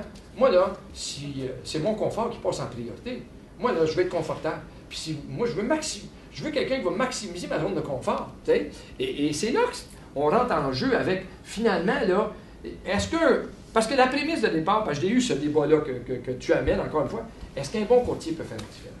Est-ce qu'un bon courtier dans la transaction peut faire une différence? Moi, je peux vous dire que oui. Moi, j'ai vu des courtiers qui étaient faibles, des courtiers qui ne comprenaient pas leur rôle, des courtiers qui étaient... Puis par rapport à l'autre, est-ce qu'un bon avocat peut faire une différence? Oui. Moi, peut-être que mon analogie, mais je peux vous dire que... Puis moi, si tu me demandes, là, je veux-tu juste être un messager qui rédige? Non. Moi, là, si tu m'engages, là, garde bien, tu m'engages, puis je vais aller faire la défense de la promotion des intérêts. Est-ce qu'il peut y avoir un conflit d'intérêts? Je vous raconte l'histoire, juste pour l'illustrer. Téléphone sonne, votre petite soeur vous appelle, elle dit, hey, écoute, mon chum puis moi, on a décidé qu'on vendait notre maison, on a un projet, on veut se relocaliser, on est plus excité de ça. Puis évidemment, quand il vient le temps de choisir un courtier pour nous représenter dans ça, il n'y en a rien qu'un courtier sur la planète qui est compétent, puis c'est toi. Puis évidemment, parce qu'on sait que tu vas vraiment faire la meilleure transaction pour nous autres, tu vas prendre à cœur nos intérêts, tout ça. Puis là, évidemment, tu répliques à ta petite soeur, hey, oui, puis sois assuré que je vais être à hauteur de tes attentes, puis je vais être là, puis je vais vraiment, c'est ça. Le lendemain, le téléphone sonne, ton meilleur ami t'appelle, tout excité. Ah, il dit, moi, ma blonde, on a des projets. Sais-tu quoi? On est allé, là, on va acheter une maison. On va acheter une maison, puis regarde, c'est avec toi qu'on veut travailler, parce qu'on sait que toi, là, tu es le meilleur courtier sur la planète, puis tu vas vraiment t'occuper de nous autres, puis nous accompagner dans là, pour être capable de faire la meilleure transaction possible. Fait que là, tu répliques à ton chum, oui, puis sois assuré que m'a logé convenablement, puis m'a fait ça. Comment ça fait visiter ton chum? Il tombe en amour avec la maison de ta petite sœur. Pour qui tu travailles? Tu as promis à ta sœur que tu étais. Hein? Pour qui tu travailles? Là, à un moment donné, inévitablement, il faut que tu lui mettes du masking tape sur la bouche, puis tu te gardes, dis-moi les pas jusqu'où tu vas aller. Parce que j'ai une obligation légale de dire à ma petite sœur jusqu'où tu vas aller. Dis-moi les pas jusqu'où tu vas baisser ou quoi que ce soit. Là, je deviens quasiment un messager à dire, mais qu'est-ce que tu veux, là, tu sais, quoi que ce soit. Ça devient difficile de porter les deux chapeaux. Ça devient difficile, à moins que tu vois ton rôle comme étant différent de ce que moi je pense qui est la réalité juridique du Québec. Puis l'OACQ l'a dit. L'OACQ l'a dit. Il découle des obligations du fait que tu signes un contrat de courtage avec un vendeur ou du fait que tu signes un contrat de courtage avec un acheteur, et c'est la défense de la promotion des intérêts de ce client-là. Puis, juste pour ajouter, François, puis je pense que selon le nombre d'années d'expérience qu'on a, on voit aussi les choses différemment. Parce que la portée des lois, puis tout ça, a tellement changé, a tellement évolué au fil des ans, qu'avant, il y a plusieurs années, c'était facile de représenter les partis parce que ce qu'on nous disait, c'est « tu n'as pas à prendre pour un ou pour l'autre, tu as à prendre pour la transaction ». Mais là, maintenant, on a tellement le devoir d'informer, le devoir de prendre les intérêts de un ou de l'autre est tellement grand que moi, en tout cas, j'en suis maintenant rendue à ne plus vouloir représenter les partis. Puis c'est pas par faute d'expérience, là.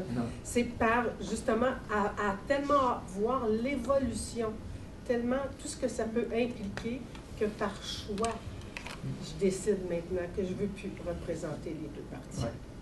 Fait que je pense qu'on évolue là-dedans au fur et à mesure qu'on a de l'expérience, puis selon les situations qu'on a vécues. Quand on commence, on ne sait pas c'est quoi toutes les situations qu'on peut être appelé à vivre, mais avec les années, tu finis par voir les choses. C'est intéressant, malgré que la réalité au Québec, c'est qu'il y a encore un pourcentage important de transactions où le client acheteur est représenté par le courtier instructeur. Il s'en plaint pas, ça va, c'est correct, quoi que ce soit. Mais l'autre grosse problématique, c'est que ce que je viens de prendre le temps de vous expliquer, il y a beaucoup de courtiers qui ne comprennent pas ça. Il y a beaucoup de courtiers. Quand tu dis, explique-moi ton rôle, qu'est-ce que tu vas jouer dans le rôle? Tu sais quoi, là? Comprends-tu ça, là? Il y a beaucoup de courtiers qui ne sont pas capables de prendre le temps d'expliquer aux clients, puis comprendre le rôle ou quoi que ce soit, t'sais. Et ça, c'est le fondement même de tout ça. Puis moi, je me dis, à partir du moment où vous comprenez bien votre rôle, vous allez voir, lundi, on passe la journée à à s'asseoir devant un vendeur, vous dites, voulez-vous, moi, je vous dis pourquoi je vais vous choisir? Pas parce que je charge 2,5%, puis 3%, puis 1%. Je vais vous dire pourquoi vous allez me choisir. Vous allez me choisir parce que moi j'ai une obligation de performance. Je vais maximiser le prix de vente de votre maison, puis vous allez me payer si et seulement si je livre la marchandise. Je vais me comporter à l'égard de la vente de votre maison comme si c'était ma propre maison. OK? Ça, c'est fort là, quand tu dis ça. Parce que je sais que quand il va venir le temps pour vous autres de vendre votre maison, vous ne laisserez pas d'argent sur la table. Vous allez vous débattre pour essayer de maximiser le prix de vente le plus.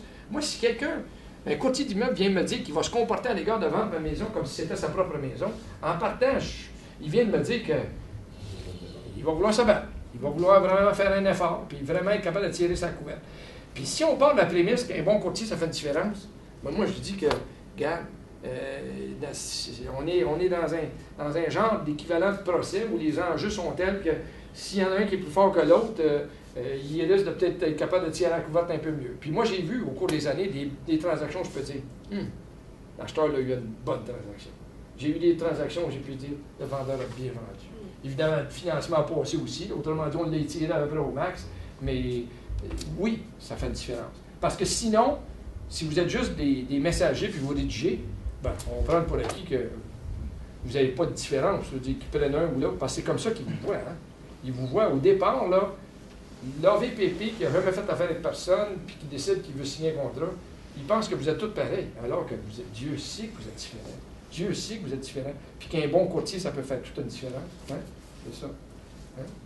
Hein? Donc, modèle d'affaires, ben, je vous le présente, puis on le regardera sur une base individuelle, ensemble. C'est un outil qui est intéressant. C'est un outil qui peut vous faire prendre conscience de ça, puis qui vous amène à prendre conscience des gestes que vous avez à poser pour être capable d'atteindre l'objectif que vous voulez en respect de ce que vous voulez faire. On ne vous impose pas les choses.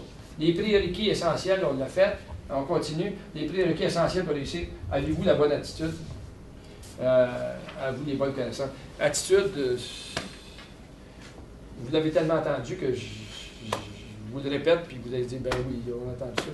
Mais mon Dieu Seigneur, le plus gros problème que les courtiers ont, ils tentent les deux oreilles. Hein? Ils tentent les deux oreilles, dans bien des cas. Ils sont battus en partant, ils sont défaites, ils sont pas... Hein? Il y a des journées où on n'a pas l'énergie, prenez congé, allez faire d'autres choses. Mais je veux dire, quand vous allez travailler, arrangez-vous pour arriver avec la meilleure attitude. L'attitude fait une grosse différence.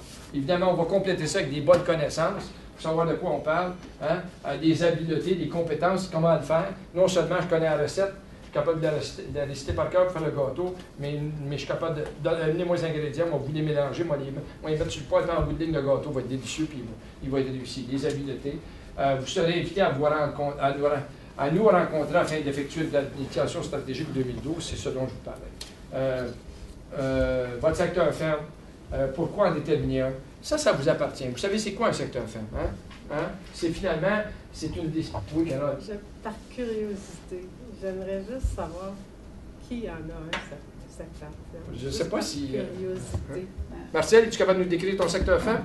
Moi, c'est Piémont, puis une partie Saint-Sauveur. Oui. Est-ce que tu sais combien il y a de portes actuellement? Il y a 2700 quelques portes à Piémont, en fait, que je connais, en fin de compte. Là. Puis à Saint-Sauveur, la partie que je veux travailler, je ne vais pas encore commencer, là, mais je sais qu'à Piémont, puis il y a tant de maisons à vendre à Piémont, puis il y a tant d'AVPP aussi. Je suis capable de savoir, en fait, là, comment est-ce qu'il y a du proprio, puis de maisons à vendre avec des courtiers. Ça, je le sais. Sylvain? Moi, mon secteur ferme, j'ai un marché primaire, un marché secondaire, un marché tertiaire. Mon marché primaire a seulement 920 maisons. Mon marché secondaire est un petit peu plus grand. Il y en a 2000 quelques plus, en tout cas, je ne vous donnerai pas tous mes chiffres. Là. Puis tout ça est fragmenté aussi. J'ai un client vendeur, ceux qui vendent leur maison, puis j'ai aussi, vu que je suis dans le Nord, un acheteur qui va être un retraité, un boomer de la ville qui s'en vient. Fait que j'ai aussi mon marché à 2 places. Là. Selon qu'on parle de vendeur ou d'acheteur, mais en gros, c'est ça. Mon secteur ferme est primaire, secondaire, tertiaire. OK. Puis ton secteur ferme, il est géographiquement circonscrit ou... Ah oui, hein? absolument. Okay. Là, okay. On y travaille. C'est éminent. Fait que ton intention, un peu comme Marcel, c'est pas de te promener partout, puis c'est qu'à un moment donné, tu veux avoir une certaine notoriété dans un secteur donné. Ah, c'est sûr. Là. Puis l'agent qui est là, il meurt. Oui, il y en a Yes! C'est ça. J'en ai un secteur ferme. J'ai fait faire de la publicité. C'est bien, hein? Résident de votre secteur. Résident de votre secteur, déjà. Oui. Ouais. Il est où? Il est à l'île Paton. À l'île Paton? Je demeure juste là à l'île Paton. Oui. Fait que déjà, en partage. Fait que là, j'ai fait le tour. À un moment donné, il y avait à peu près 1200 habitations à l'île Paton. Puis là, j'ai fait faire des cartes, dont 5000 avec résidents de votre secteur. Ouais. Puis d'autres qui n'ont pas de résidents de votre secteur. Ouais. OK. Et là, tu commences, parce que toi, tu dis que tu viens de recommencer au 1er mai, là. Absolument. Super, super. Ouais. L'autre secteur? Oui.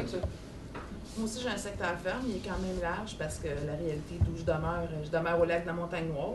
Il se vend genre 5 résidences par année assez vite. Fait que moi aussi, j'ai un secteur ferme. Je l'ai séparé en 3, un peu comme toi, mais avec... je ne savais pas que c'était aussi, aussi sophistiqué ce que j'avais fait, mais j'ai fait exactement comme toi. Moi, je l'ai séparé en 3. J'ai fait 3 sortes de clientèle type. J'ai été avec des bords de lac. J'ai été avec des personnes âgées parce que je trouve que c'est important et qu'ils ont vraiment besoin d'être accompagnés.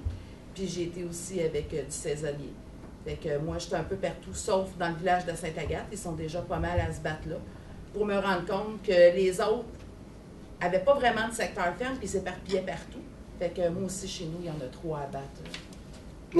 Moi aussi. Oh, Dans le contexte d'un plan. ils ont déjà pas mal peur parce que j'ai déjà entendu parler de moi, contre moi, à des gens qui ne savaient pas que c'était de moi qui parlait. Oui? Ouais. Ah oui. C'est bon signe. Quand on dérange, ça veut dire que... Charles? Moi, coin Saint-Sophie, Mirabel, Saint-Colomban, dans les environs de Saint-Jérôme, mon secteur ferme, ça va être Saint-Sophie où ça développe beaucoup présent. Canada? Ben moi, François, même je suis pas encore active, ça fait 1 an que je le travaille. Oui. Puis ça va être c'est un bon secteur. Ouais. Saint-Jérôme, Saint-Antoine, c'est un bon secteur. Ouais. Mais je vais en venir sur le marché, là, je regarde, j'essaie. Ouais. Tu connais les Ah, statistiques du ça va marché, tu sais rentrer, qu'est-ce qui tourne, tu connais tes valeurs Un moyennes. pour un, c'est ça, une inscription de vente. Oui. Secteur ferme, vous êtes pas. Oui. Ah ben moi j'avais moi mes antécédents politiques avaient fait que j'avais choisi Marc-Aurèle Fortin. Lui, ça m'a dit que c'est bien trop gros. Je dis oui, mais je vais me concentrer dans le bois des Filions. J'aime ça les petites maisons. Moi j'aime ça acheter des petites maisons, les retaper, puis j'aime ça donner une chance aux jeunes familles. Puis on m'a dit ouais, mais là, bois des Filions, c'est tout plein de problèmes, tout ça. Puis là, je sais plus. C'est Lise qui t'a dit ça? Oui. Ben voyons donc, qu'est-ce qui se passe là? Elle m'a tout Hein? démoralisé, tout Ben, mon plan d'affaires. Mais tu J'ai sais, dans l'eau. on va aller, il y a des outils qui existent. Hein? Il y a un site web qui s'appelle JLR. JLR vous donne l'inventaire de toute l'activité immobilière, pas juste MLS, là, tout au complet. Fait que vous avez le portrait de la table complète. Et sur JLR, vous êtes capable de sortir la bois des Filions dans les 12 derniers mois, dans les 24 derniers mois, dans les 36 derniers mois, qu'est-ce qui s'est vendu, le nombre d'unités qui sont vendues, quelles sont les valeurs moyennes qui sont vendues. Et là, tu peux le jumeler, l'appareiller avec Matrix. Et là, tu vois finalement combien il y en a qui étaient sur MLS qui sont vendus, combien il y a de VPP ou de non-MLS qui sont vendus, puis quelle est la grosseur de la table. Puis après ça, tu peux quasiment regarder toutes tes transactions MLS et dire c'est qui est fort dans le secteur. Il y en a-tu un qui contrôle tout le marché au complet ou c'est vraiment disparate, puis le plus fort a 8% de part de marché, puis après ça, ça tombe à 4, puis à 3, puis à 2, puis à 1. Parce que la plupart du temps, les expériences que j'ai faites d'analyse de secteur, c'est qu'il n'y a aucun marché qui est saturé. Ah, Okay? même on pense à l'équipe Boiteau, on pense que non, c'est pas saturé. Ils ont une grosse part du marché. Il y a de la place, il y a de la place, vous n'avez pas Ouais, dit. ben, c'est On ça, pense je me quand rends on compte. regarde, mais quand on s'y arrête. Moi, je suis à Sainte-Rose, là, j'ai vu Carole et Tony comme partout. Là, j'ai Ouais. fait, OK, ben, je m'en vais plus. Mais Non, c'est faut pas curieux, faire hein? ça, on peut ramasser ce qui, Ouais. on peut ramasser ce qui échappe aux autres, puis ça peut être surprenant parce que les grosses machines, là, ils n'ont pas le temps de s'occuper de tout, puis ils laissent échapper des choses, là. Oui, ils font pas de ça, ils font pas de ça. Ils expirent beaucoup, hein. les Ils font pas grosses ça. machines. Puis ils font même pas d'AVPP et d'expirer la plupart du temps.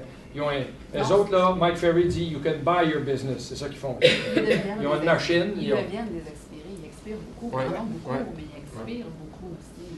Mais c'est intéressant parce que le commentaire me fait réfléchir à quelque chose. Moi, j'habite Saint-Sauveur. Et puis, je peux vous dire, les courtiers ont tendance à dire Ah, Saint-Sauveur. Non, moi, même les courtiers attachés à Saint-Sauveur ne veulent pas travailler Saint-Sauveur. Pourquoi? Parce que le réflexe, c'est ça. Ah, écoute, il y a bien trop de monde là. Oublie ça, il n'y en a pas question, quoi que ce soit. Et parce qu'effectivement, sur la rue principale, il y a Sutton, il il y a Remax, il y a Via Capital qui est en train de renaître, ou peut-être pas. Il y a Century 21. Fait que quand tu regardes ça, tu te dis, ben, il y a peut-être 150 courtiers à Saint-Sauveur. Puis ça, rien à faire. Moi, j'habite Saint-Sauveur. Puis la meilleure preuve, on pourrait le faire dans votre secteur. Dans les 12 derniers mois, dites-moi si vous avez reçu un appel de sollicitation de prospection téléphonique pour vous. Qui en a reçu un appel de prospection téléphonique? Combien tu as reçu d'appels? Un appel dans les 12 derniers mois. Les autres? 4 maisons à vendre, tu sais, quand ils disent d'appeler autour, là, sur 4 maisons à vendre. Une agence, ça te Bon. Est-ce qu'il y en a d'autres? Non. Moi, j'avais ma maison à vendre, puis il y a seulement 3 personnes qui m'ont appelé. Une qui s'est quasiment excusée de m'appeler. J'ai dit que je n'étais pas intéressée. Il y a seulement une personne qui m'a proposé un rendez-vous. L'autre aussi, j'ai dit non, je ne suis pas intéressée. Puis il a dit OK, merci, bonjour, à la prochaine. Tu étais en AVPP? Incroyable, hein? Incroyable! C'est ce que Marcel dit. On pense que vous êtes bombardé. Moi, et puis. Ça, c'est la citation que j'ai eue. Moi, c'est pour un bloc appartement que mon épouse et moi, on a à Sainte-Thérèse. Ouais. Puis, c'était un courtier qui appelait, qui m'a envoyé une lettre en disant j'ai des acheteurs pour votre bâtisse, blablabla. Puis, le gars m'a appelé une semaine plus tard. Puis non, on n'est pas intéressé à vendre, fait que merci beaucoup. Mais pour la maison, notre résidence principale, rien. Puis on marche sur la liste nationale de... Oui, do not call. Do not call, là. Fait que... Mais il n'y a personne qui est venu cogner non plus. C'est ça. La question que je posais, quand je voulais faire sortir, parce qu'on notre perception ne correspond pas à la réalité. À Saint-Sauveur, ils ont dit, ben non, je ne toucherai pas à Saint-Sauveur. Moi, j'habite Saint-Sauveur, il n'y a personne qui m'a téléphoné. Il n'y a personne qui m'a téléphoné depuis 15 ans. Je ne me souviens pas de quelqu'un qui m'a appelé. Vous voulez vendre votre maison. Pourtant, c'est le geste. Je me souviens pas, je pense pas. Je pense pas. L'autre, il n'y a personne qui est venu cogner à ma porte. Il n'y a personne qui est venu cogner à ma porte. OK, même si je suis sur la liste, si j'étais sur la liste, il n'y a personne qui est venu cogner à ma porte. Il n'y a personne qui m'a écrit une lettre personnalisée. Là. Je ne te parle pas d'un flyer là, dans mon cas. Mais M. Léger, François Léger, puis tout ça, là, avec un suivi téléphonique, quoi que ce soit. Il n'y a personne qui a fait ça. Ce que je veux vous dire, là, c'est qu'il n'existe pas de marché saturé. Là. Il n'existe pas de marché saturé. Soyez-en s'assurer, convaincus. Là.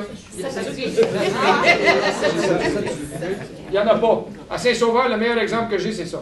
Okay? Tout le monde pense qu'on ne touche pas à Saint-Sauveur. C'est la meilleure façon. Tout le monde ne veut pas y toucher. Ils vont tous travailler ailleurs, mais dans le fond, il n'y a personne qui le fait. Ton opinion personnelle... Vas-y. Tutoyer, toi? Absolument. Ton opinion personnelle, à savoir, parce que quand j'écoutais par rapport au secteur ferme, là, puis que les gens parlent de 3 ou 4 secteurs, pour moi, dans ma tête, c'est pas ça une ferme, là. Mais dans ton idée à toi, c'est quoi une ferme, puis elle devrait être composée de combien de portes pour être vraiment une ferme? Bien, écoute, il y a différentes explications. Là. Moi, je te dirais qu'on commence avec 500 maisons, puis après ça, on va le grossir au fur et à mesure. C'est une spirale, hein, parce qu'on commence là, puis comme Lise, le chasseur l'enseigne aussi, elle dit, si tu es pour faire un secteur femme, assure-toi que tu vas mourir là, parce que si tu es instable, tu veux déménager, là, tu t'es investi, parce que le secteur ferme, ça va prendre du temps, OK? Parce que tu veux, à un moment donné, devenir un incontournable dans le secteur. Les 500 maisons, les 500 portes qu'il y a, moi, ça veut dire que je suis capable d'embarquer mon auto, là, pour on va se promener. « Hey, Mme Toupin, comment ça va? Bonjour. Hey, M. Tanguy, ouais, puis comment ça va le fils à l'école? Puis les enfants, puis les vacances, quand est-ce que vous les prenez? Quoi? C'est ça, là. On est rendu là, tu sais. Et ça prend du temps. Il faut que tu touches au monde, là, de différentes façons, téléphone, contact, porte-à-porte, ça. Mais c'est pas agressif, parce que, je veux dire, je parle à du monde, juste me dire, écoutez, j'habite dans le secteur, je travaille dans le secteur, on va se rencontrer, on va se côtoyer, je voulais juste me présenter. En passant à la maison, répond-elle encore adéquatement à vos besoins? Oui ou non, quoi que ce soit. Merci, bonjour, puis on continue. Puis je retourne. C'est comme la madame qui sonne à la porte à tous les mois pour te vendre un aspirateur. Hein? C'est pas long, là, OK? Hein? Elle passe, ding-dong, avez-vous des besoins, ça va, tout est bon. Mais le jour où l'aspirateur casse, hein?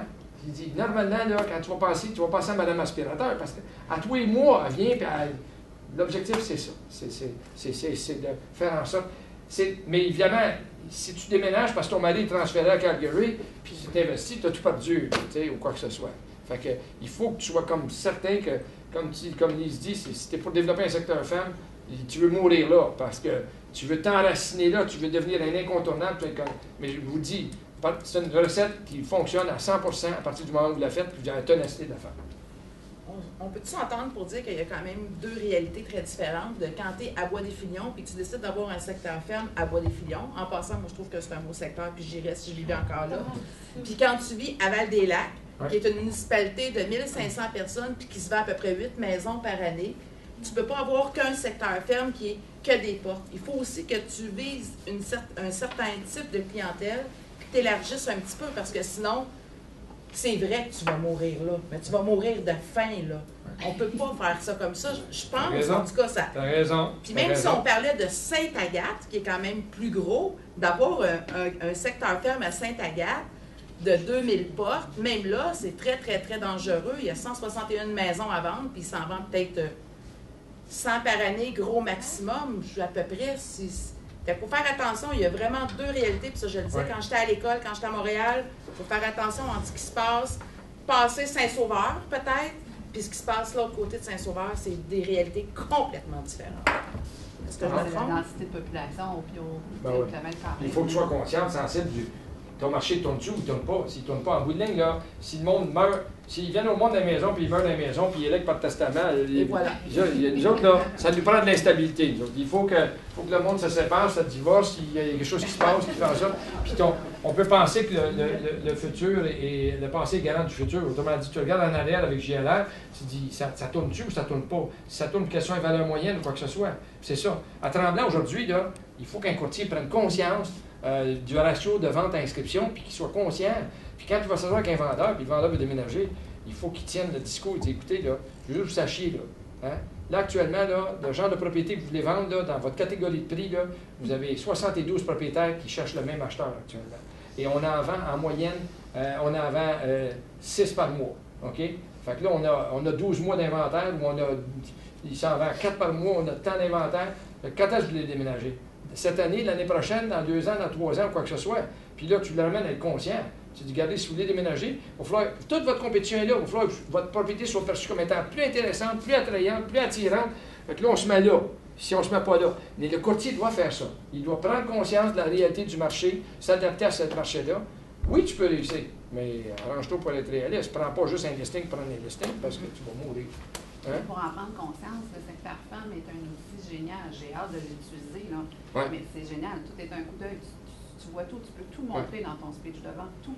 Puis tu deviens un expert dans le secteur. Tu dis, monsieur les vendeurs, dans le genre de propriété que vous avez, dans les 3 derniers mois, il s'est vendu 32 propriétés. OK? Et je suis capable de vous dire exactement.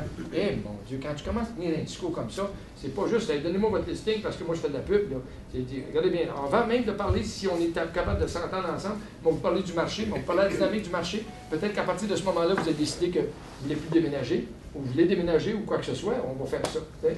Mais vous êtes, en partant, présentez-vous comme un expert en connaissance immobilier. C'est ça.